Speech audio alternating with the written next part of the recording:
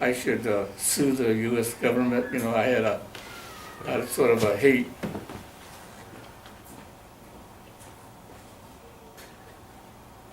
I like to say that I had a chip on my shoulder, Uh-huh. but as you age and the hate goes away because of the redress, right? It sort of helped. But then uh, when we came back, there was a evacuation claim that if your dad was a farmer, there was attorneys in Little Tokyo around 1946 or so that they were taking all this information, and luckily my mom had saved some receipts and stuff that she took with her to camp. And so we had a pretty good case, and my dad submitted a claim for $35,000, and it took about maybe 5 years before any money came in. It was only $3,500, 10%. So Yeah, 10 cents on a dollar. 10 cents on the dollar. is Yeah. what they- But we did get that. I did bank, put it in the farm fund, and I think we did okay from that time on. And 1951 happened to be sort of a bonus year for all the farmers in West Covina, in San Gabriel Valley. Prices were good, the economy was starting to perk, and everybody was buying new cars. Yeah. Everybody did very well that year. Luckily, I'll tell you honestly that I told you earlier that the Kions, Sogiokas, Taguchis, all these farmers are older than I was. And I would go, I was starting to farm, and I would go visit them. And even the Yamamoto family in West Covina. And I would go and I would ask questions. I wouldn't ask my dad because I wasn't that close to him, So they would tell me too. I asked them, how come you have those cultivator shoes that you're putting the fertilizer down 6 inches?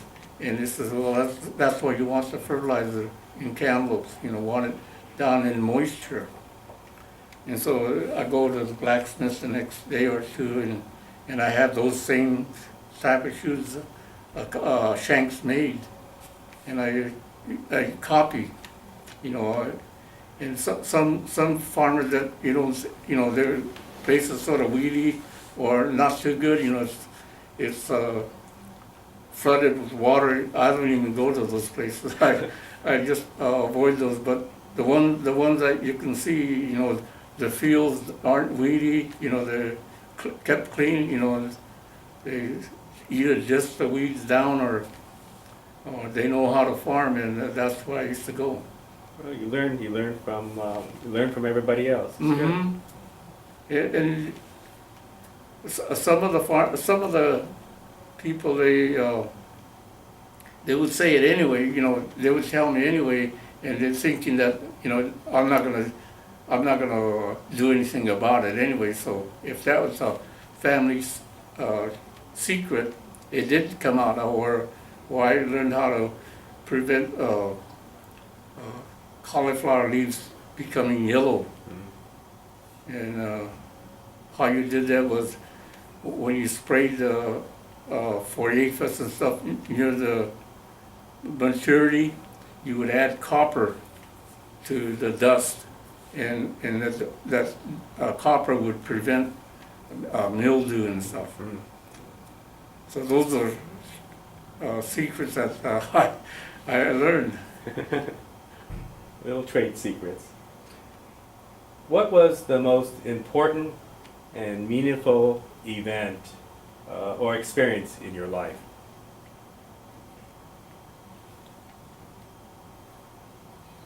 Say it again. What was the most important and meaningful event or experience in your life? Oh.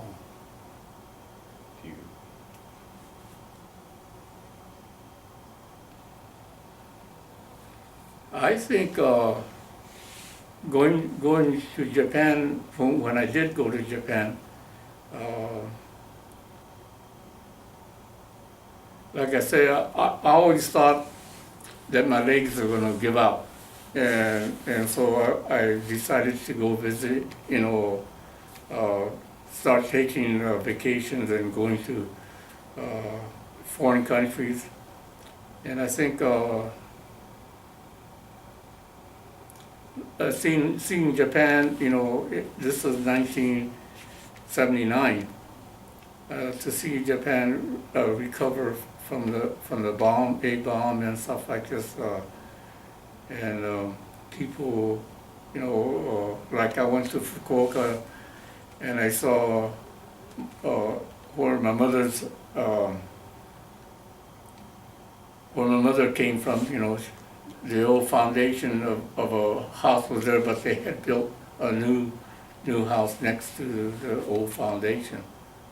And I guess the bath was in the old section. Somehow they had it tied together.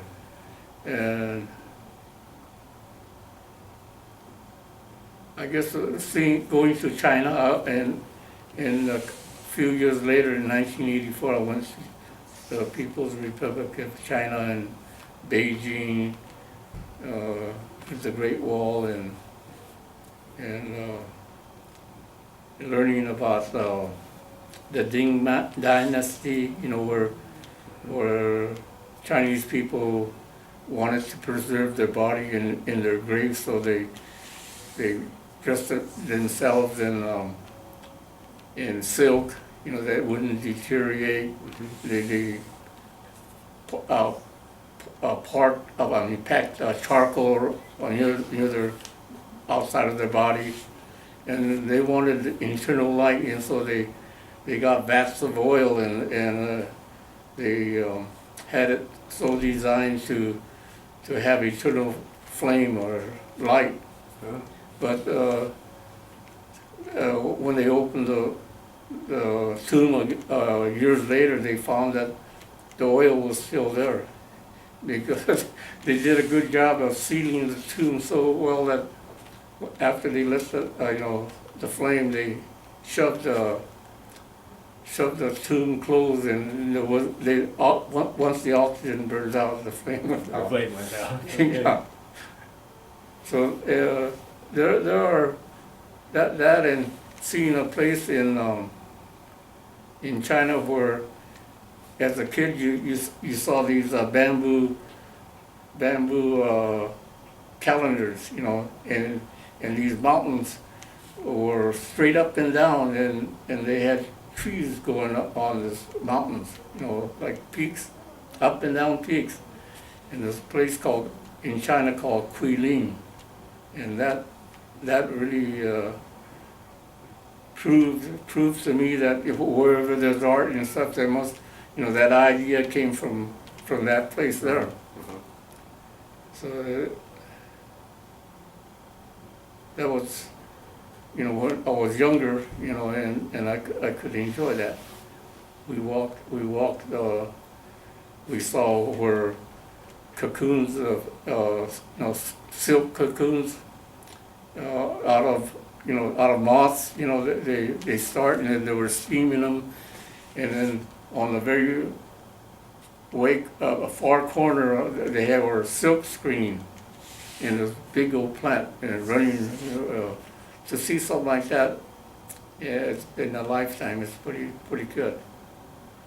Okay. Yeah. What was the happiest moment of your life? Mm.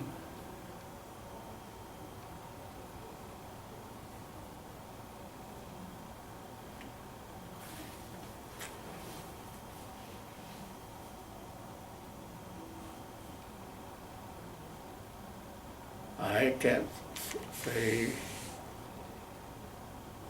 can't say too much. There's some highs and lows, but So in general, do you feel then you've had a good life? yeah, because now that I don't have any worries too much.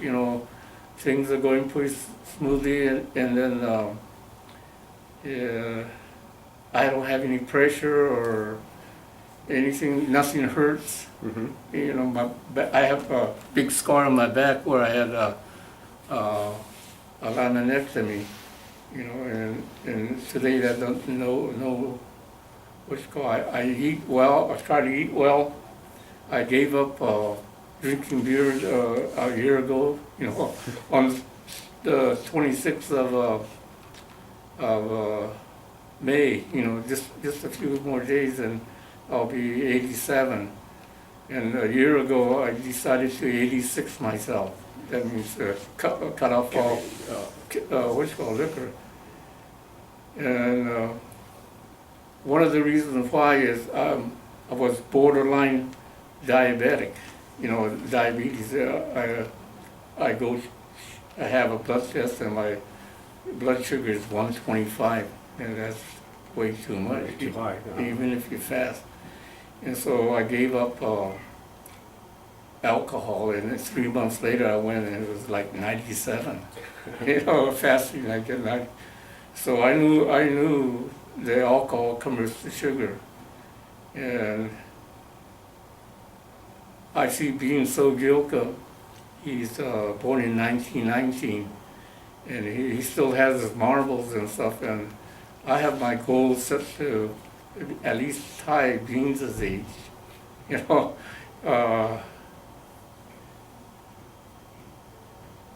I was a little bit younger than like Yosh. You remember Yoshio Gilka? You know, I was a little bit younger,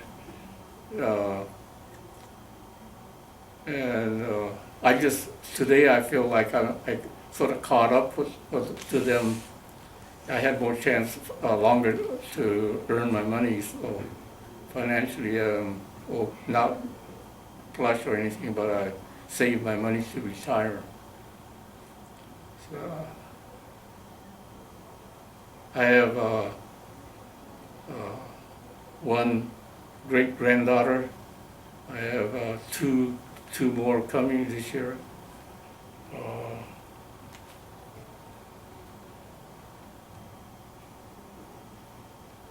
I guess I'm happy right now. I guess Life is good. life is good, you know. Is there anything else that you would like to add to this interview? Anything else about your experiences before or after the war that you would like to share with us? I thought that, you know, when I was younger, I thought that if I don't support and do something to continue the Japanese custom, like Japanese school and Buddhist temple and whatever custom that you're used to, if you don't buckle down and help out and do your share, that pretty soon you're gonna have nothing, you know. And so I really became dedicated to helping the center, you know. I even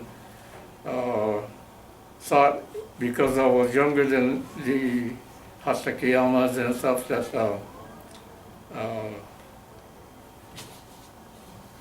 I thought that sort of monthly newsletter, yeah, that if it went out once a month and to try to get more people to join the community center, and also change the name from Japanese American Association to East San Gabriel Valley, you know, the name is today, that it would make people sort of more interested.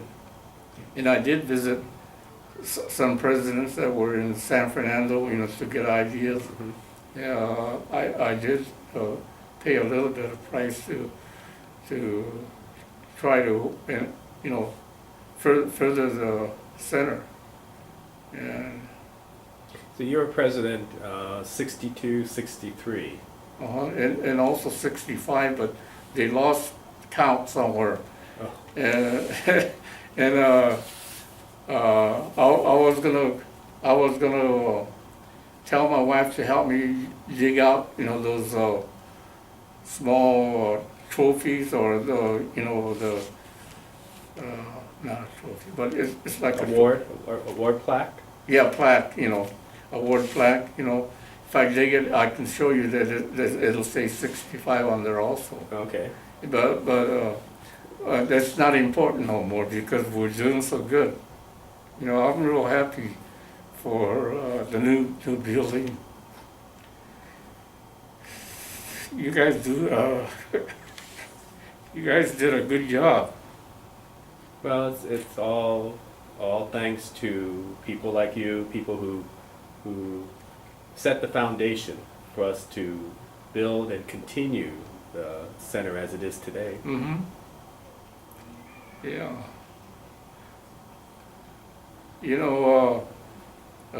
We didn't have a fishing club.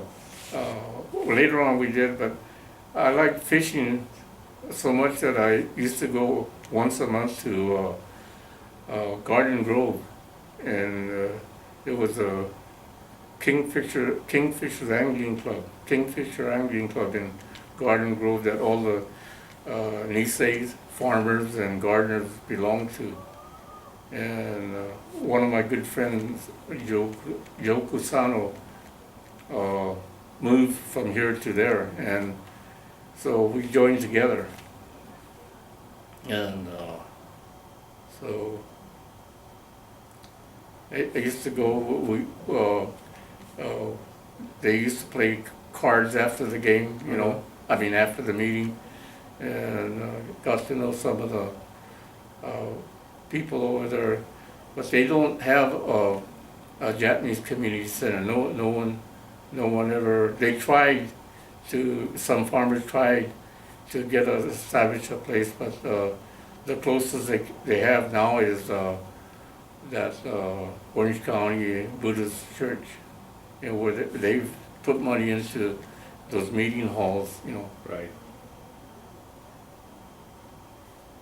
So I've been around, wherever you need to go, you just go. And it's easier today. When I used to go traveling, it was down Highway 39. Mm-hmm. Right. Beach Boulevard. Beach Boulevard all the way, yeah. I remember that. Okay. Is there anything else you can think of right now? I mean, we've already gone for about an hour and a half. Oh. Well,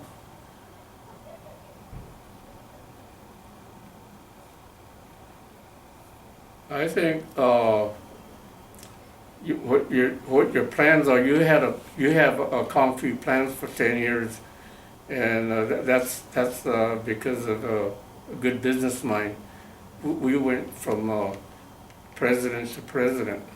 What agenda that president had, whatever he makes up. Used to be the program. We didn't have a Marvel Miyata to, make up an agenda or anything. Mm-hmm. We just did it from scratch. Yeah, a lot has changed. Mm-hmm. I took Mutsu Gyoko one day, and when I got elected, and we went to the Hamachi, Sears and Roebuck, where Longo Toyota. Right. Yeah.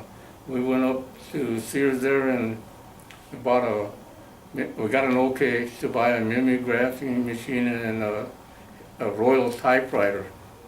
And what else did we get? Oh, a dressograph, people, being that I went to the Kingfisher Angling Club in Westminster, this guy, Ken Uesugi, he was a life insurance agent, and he would bring reams of paper, and we helped him fold them, just before the meeting or during the meeting. We listen and keep folding, and we were folding the Santa Ana Wind, which is a JCL publication, and I used to grab one of those, and so that's where the idea of having a monthly newsletter go out came from Orange County. Mm-hmm. And so that was adapted over here. Right.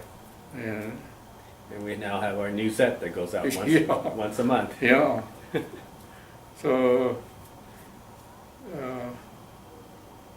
I sort of feel happy that I sort of started something like that, and it's been pretty continuous since then. Yeah. It's a good way to get information out to everybody. Uh-huh. Okay, so I want to thank you very much, and I guess we'll Okay. announce. Turn this off.